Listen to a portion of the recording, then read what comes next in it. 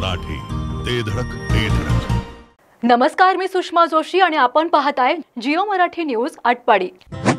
मोफत मोफत मोफत नागरिक हो, बाळंतपणाची चिंता सोडा. नॉर्मल डिलिव्हरी आता एकदम मोफत आणि सीझर केवळ 15,000 रुपयात. एवढेच नव्हे तर रुग्णांच्या सेवेसाठी 20 किलोमीटर पर्यंत अँब्युलन्स देखील पूर्णपणे मोफत. भिवघाट येथील डॉक्टर यमगर यांच्या श्री सिद्धिविनायक सुपर स्पेशालिटी हॉस्पिटलच्या वर्धापन दिनानिमित्त अनोखा आरोग्य उपक्रम. जिल्ह्यातील तज्ञ आणि नामवंत डॉक्टर रोहित प्रधान रुग्णांना देणार खात्रीशीर उपचार आणि दर्जेदार सेवा. उपक्रम मर्यादित कालावधीसाठी. तसेच बांधकाम कामगार, महात्मा ज्योतिराव फुले जन आरोग्य योजना आणि आयुष्यमान भारत तसेच प्रधानमंत्री जन आरोग्य योजनेअंतर्गत मोफत उपचार सुविधा उपलब्ध. अधिक माहितीसाठी स्क्रीनवरील नंबरवर संपर्क करा. आगामी निवडणुकांच्या पार्श्वभूमीवर आमदार सुहास बाबर यांनी आटपाडीत रान तापवण्यास सुरुवात केली आहे. आटपाडी येथील बस स्थानकाच्या भूमिपूजन सोहळ्यादरम्यान सुहास बाबर यांनी वातावरण टाईट केलंय. तुम्ही आम्हाला सांगायचे ते करून देण्याची जबाबदारी आमच्या दोघांची आहे. ते पूर्ण झाल्याशिवाय पुढच्या विधानसभेला तुमच्या दारात येणार नाही. रोज उठून कोण कोणाला शिव्या देते, कोण कोणाला मारते तिकडे आम्ही लक्ष देत नाही. तुमचा एकमेव आमदार आहे जो मान खाली घालून मतदारसंघासाठी काय मिळतंय काय तेवढंच बघतोय. आटपाडीचा चेहरा मोहरा बदलायचा असेल तर आपल्या विचाराची सत्ता असणे आवश्यक आहे. जो कोणी बरोबर येईल घ्या, चांगल्या विचाराची माणसं बरोबर आली तर काहीच अडचण नाही, अशी भूमिका यावेळी आमदार सुहास बाबर यांनी मांडली आहे. आज राज्याचं वातावरण बघत असताना तुम्ही रोज बघताय चांगलं काय नाही. बापू त्यानं त्याला शिवाय दिल्या, त्यानं ह्याला शिवाय दिला, ह्यानं त्याला मारलं, त्यानं त्याला मारलं. तुमचा एकमेव आमदार आहे मान खाली घालून मतदारसंघाला काय मिळतंय का एवढंच काम केलं. तोंड उचलून गेलं, फारसं लक्ष देत नाही. मध्ये येण्यासाठी सर्वांनी प्रयत्न करावा, तुम्हाला माझा शब्द आहे. त्याच्यानंतर ह्या 4 वर्षामध्ये तुम्ही आम्हाला सांगायचं की आम्हाला हे पाहिजे आणि ते करून देण्याची जबाबदारी आमच्या दोघांची आहे. त्याशिवाय पुढच्या विधानसभेला तुमच्या दारात येणार नाही. विधानसभेला काम नाही केलं तर आम्ही तुमच्याकडे येणार. त्यामुळे एखादं व्यक्तिगत काम राहिलं असेल पण ह्या गावातलं, ह्या मतदारसंघातलं प्रत्येक सामाजिक काम करण्याची भूमिका आम्ही एकत्रितपणे घेऊन त्या ठिकाणी करतोय. तुम्ही सर्वांनी सहकार्य करावं आणि येणाऱ्या निवडणुकीसाठी अत्यंत ताकदीने काम करावं अशी अपेक्षा ठिकाणी व्यक्त करतो. आज या कामाचं भूमिपूजन झाले. संबंधित कॉन्ट्रॅक्टरना विनंती करतो की लगेच काम चालू करा आणि जेवढ्या लवकर काम संपवता येईल, कारण उद्याचं काम थोडं क्रिटिकल आहे, तो जो वेळ लागतो त्याच्यामुळे थोडं लोकांना त्याचा त्रास होऊ शकतो. परत पाऊस, ऊन, वारा, कारण आता पाऊस आपला 6 महिने झाला पाऊस पडतो आपल्याला. आता आपलं सुद्धा फॉरेनसारखं झालं, 2च ऋतू राहिले आता, उन्हाळा आणि पावसाळा. त्यामुळे लोकांना त्याचा त्रास होऊ नये आणि ज्यावेळेला आपण हे डिमोलिश करणार आहे त्यावेळेला पत्राची व्यवस्था देशमुख साहेब तुम्ही सगळं करून घ्या. त्यात थोडा आम्हाला त्याचा त्रास झाला होता, ती व्यवस्था सगळी करून घ्यावी आणि लोकांना त्रास न होता लवकरात लवकर काम करण्याची सूचना तुम्हाला सर्वांना देतो. करत असताना मी अध्यक्षांच्या विधानसभेच्या निवडणुकीची सगळी भाषणं आम्ही बरोबर करतो. मला त्यांनी जे आज भाषण केलंय, मला असं वाटतं की अत्यंत मनापासून, अत्यंत विधानसभेपेक्षा आजचं भाषण अगदी मना म्हणजे तुमचं मनात येत होतं. कारण प्रत्येक गोष्ट तुम्हाला तुमच्यापर्यंत पोहोचावी, तुमच्या मनापर्यंत पोहोचावी आणि तुम्ही त्या भावना सगळ्या मतदारांच्यापर्यंत पोहोचाव्या हे एकूण तुम्ही. कारण शेवटी असं आहे, कष्ट करणाऱ्या माणसाला त्या पाठीमागच्या वेदना माहीत असतात. आज आपण एखाद्या कामाचं भूमिपूजन करत असताना आपल्याला काय, मला आज वाटत नाही की ते मंजूर करत असताना जे कष्ट घ्यावे लागतात, त्या कष्टाची जाणीव झाली तर त्या भावना उकळून येणं स्वाभाविक आहे. कारण ते काम करत असताना खूप कष्ट करावं लागतं. म्हणजे आज सहज वाट दिसतं की आता ह्याला 10 कोटी मिळाली, त्याला 15 कोटी मिळाली, पण ते मंजूर करत असताना आणि राज्य शासनाकडे कमी पैसा असताना मंजूर करताना खूप मोठ्या अडचणी असतात. आणि आता तर इतका संघर्ष करावा लागतोय कामं मंजूर करताना, पण आपण ते सगळं पूर्ण करतोय. तुम्हाला सर्वांना माझी नम्रतेची विनंती आहे की आज अध्यक्षांनी त्यांच्या भावना व्यक्त करत असताना एक अपेक्षा मात्र नक्की, अजून 4 वर्ष विधानसभेची संधी तुमच्या सर्वांच्यामुळे आपल्याकडे आहे.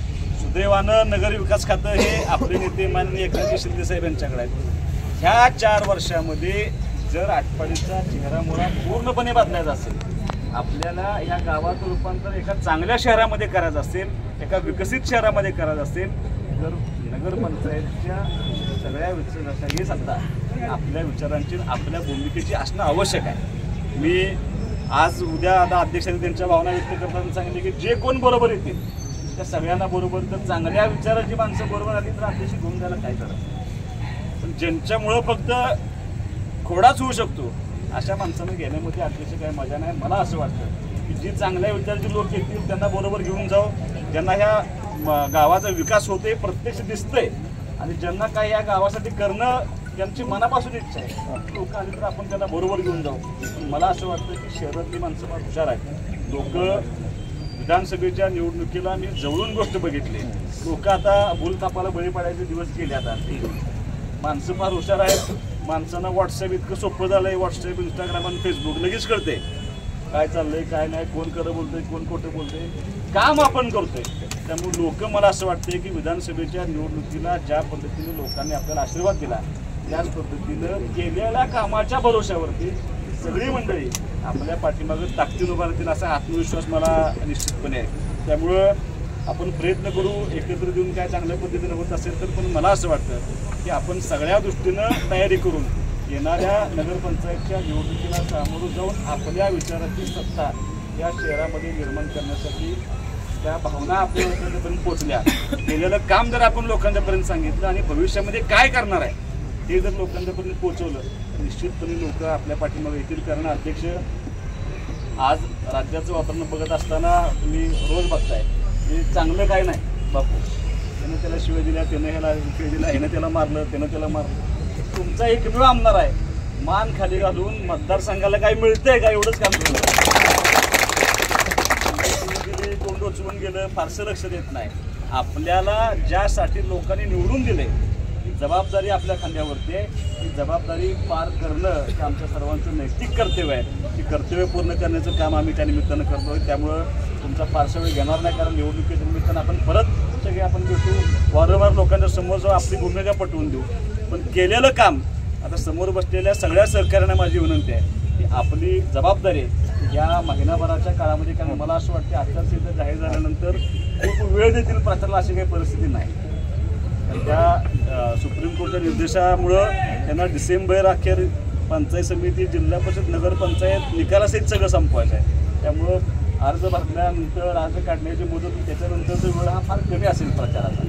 त्यामुळे आत्तापासून जर तुम्ही लोकांच्यापर्यंत पोहोचला तर पुढचं काम तुमचं हलकं होणार आहे. आपल्या एसटी डेपोचे डेप्युटी मॅनेजर देशमुख साहेब, संतोष पुजारी सभापती, आमचे सगळे ज्येष्ठ महाराष्ट्र, सगळे माझे युवक सहकारी बंधूंनी बघितलं.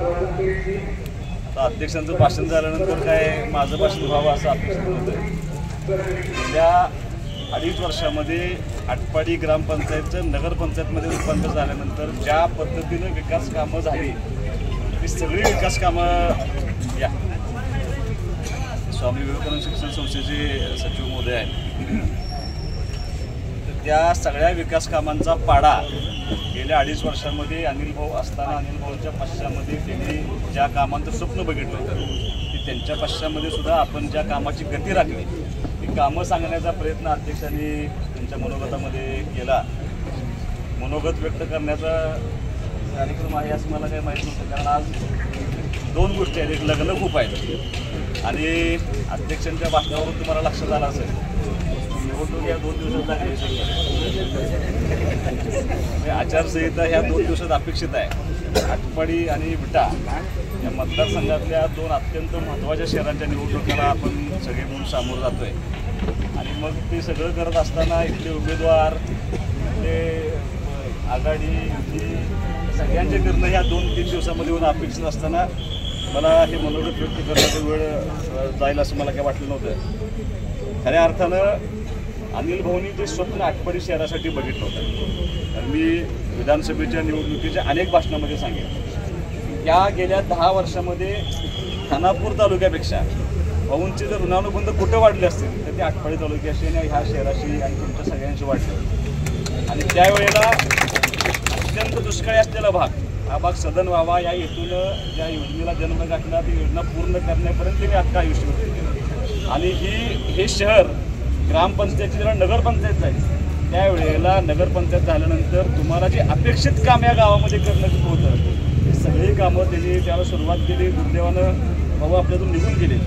निघून गेल्यानंतर त्यांची राहिलेली सगळी स्वप्न आम्ही विधानसभेच्या निवडणुकीला मी आणि अध्यक्ष ज्या सभेमध्ये तुम्हाला जे शब्द दिले ते सगळे शब्द पूर्ण करण्याच्या दृष्टीनं गेल्या 1 वर्षामध्ये किंवा भाऊ गेल्यानंतर जो 1 वर्षाचा काळ होता त्या 2 वर्षाच्या काळामध्ये मला असं वाटतं की आम्हाला दोघांनी त्या गोष्टीचा आनंद आहे की ते सगळे शब्द आपण या निवडणुकीनंतर पूर्ण करतोय. प्रत्येक कामाचं भूमिपूजन, प्रत्येक कामाचं उद्घाटन, काही कामांचं लोकार्पण सोहळा या सगळ्या गोष्टी आपण त्याच्यावेळी पूर्ण करतोय. आणि मला असं वाटतं की या शहराच्या या तालुक्याच्या दृष्टीनं अत्यंत महत्त्वाचं काम त्या SD स्टँडचं काम होणं खूप महत्त्वाचं होतं. त्यातलं 1 कोटीचं काम कॉम्प्लीट करण्यात आपण यापूर्वीच पूर्ण केले कारण त्याला फारच वाईट अवस्था होती. त्यामुळे लोकांची फार मागणी होती. आणि आता जवळपास 12 प्लॅटफॉर्म आपण ह्या 3.5 कोटीमध्ये उर्वरित कामामध्ये आपण त्याचं काम करतोय. मतदारसंघातल्या आटपाडी, खानापूर आणि विटा तिन्ही SD स्टँड आपण सगळं नूतनीकरणाचं काम तिन्ही SD स्टँडचं काम त्या ठिकाणी चालू आहे. आपल्या जसं अध्यक्षांनी सांगितलं की 28 कोटीचं जे आपलं वरचं स्टँडची जागा आहे ते सुद्धा डेव्हलप व्हावं या हेतूने BOT तत्वावरती आपण त्याचं काम घेतलं. जर आचारसंहिता थोडी लांबली असते तर ते पण काम झालं असतं. आचारसंहिता ह्या 2 दिवसामध्ये अपेक्षित आहे. त्यामुळे आचारसंहिता संपल्या आपल्याला त्याही कामाचं भूमिपूजन करण्याची संधी आपल्याला त्यानिमित्तानं मिळेल. आणि जे शब्द दिले होते म्हणजे पाण्याचं सांगितलं, नळ पाणी योजना असेल, अंतर्गत रस्ते असतील, भविष्यामध्ये ड्रेनेज व्यवस्थाचं माझ्या दृष्टीनं सगळ्यात महत्त्वाचं काम आहे. 225 कोटीचं अंडरग्राऊंड ड्रेनेज व्हावं म्हणून आपण बराचसा प्रयत्न केला. DPR सबमिट करून आता अंतिम मान्यतेला मंत्री मोदींच्या गेले पण आता आचारसंहिता असल्यामुळे कदाचित ती मान्यता होणार नाही. पण 1.5-2 महिन्यामध्ये आचारसंहिता संपली की त्याचंही काम आपल्याला लवकर सुरू केलं. तुम्हाला जे अपेक्षित काम ह्या शहराचं होतं ते पूर्ण करून देण्याची जबाबदारी आम्ही दोघांनी या ठिकाणी पूर्ण केली. आता त्याच कामांचं मी पुनरावृत्ती करणार नाही. हॉस्पिटल म्हणजे मी तुम्हाला मुद्दाम सांगतो काल आम्ही बुद्धा शहरामध्ये कार्यक्रम घेतला होता. शहर कसं असावं आणि त्या लोकांच्या कल्पना मांडण्यासाठी आम्ही सर्वपक्षीय कार्यक्रम एकत्रित घेतला होता. त्यातल्या 90% लोकांनी आपल्या विटे शहरात नाट्यगृह असं वाटतं. आणि मी त्यांना असं सांगितलं की तुम्हाला 2 दिवसामध्ये बसेस करू आपण आणि आटपाडीला जाऊन नाट्यगृह बघून येऊ. ज्या दिवशी तुमचं नाट्यगृह पूर्ण होईल त्यावेळेला माझा तुम्हाला शब्द आहे सांगली, सातारा, कोल्हापूर या 3 ठिकाणी एवढं चांगलं नाट्यगृह नाही तेवढं चांगलं नाट्यगृह आटपाडीमध्ये आपल्या होतं आहे. या 3 जिल्ह्यातली माणसं नाट्यगृह बघायला परत भविष्यामध्ये आटपाडी येतील. मोफत मोफत मोफत महात्मा ज्योतिराव फुले जन आरोग्य योजनेसह महाराष्ट्र इमारत व इतर बांधकाम कामगार कल्याणकारी मंडळ योजनेसह शासनाच्या विविध योजनेअंतर्गत होणार विट्यातील आदिती मल्टी स्पेशालिटी हॉस्पिटल येथे उपचार एकदम मोफत. गोरगरीब रुग्णांसह बांधकाम कामगारांच्या शस्त्रक्रिया आणि औषध उपचार आता पूर्णपणे मोफत. यासह आयुष्यमान भारत प्रधानमंत्री जन आरोग्य योजना आपल्या हॉस्पिटलमध्ये उपलब्ध. विट्यातील आदिती मल्टी स्पेशालिटी हॉस्पिटल संचलित बंडगर हॉस्पिटलमध्ये होणार सर्व प्रकारची ऑपरेशन आणि औषध उपचार पूर्णपणे मोफत. यामध्ये orthopaedic, पॉलिट्रोमा, pen modular injection, general surgery, dialysis, medicine वरील उपचार आणि ऑपरेशन योजनेअंतर्गत होणार अगदी मोफत. अधिक माहितीसाठी स्क्रीनवरील नंबरवर संपर्क करा.